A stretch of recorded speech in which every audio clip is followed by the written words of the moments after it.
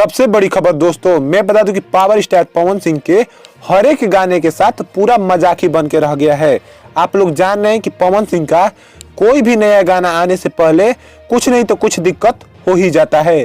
चलिए उसी पर बात करते हैं। आज आपका स्वागत है हमारे चैनल पर।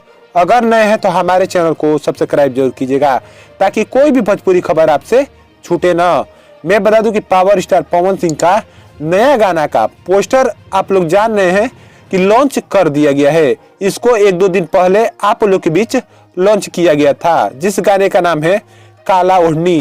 बहुत शानदार गाना है दोस्तों, लेकिन अब इसका पता नहीं लग पा रहा है कि ये गाना कब आने वाला है।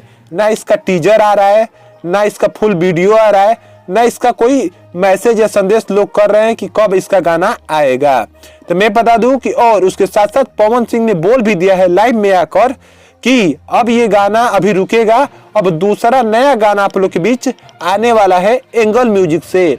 आप लोग के बीच उन्होंने बताया कि शायद एंगल म्यूजिक से आप लोग के बीच एक नया गाना, आज ही उसका पोस्टर आने वाला था, लेकिन अब तक शाम को हो चुका है 7:30, लेकिन अब तक कोई भी पोस्टर नहीं आया है।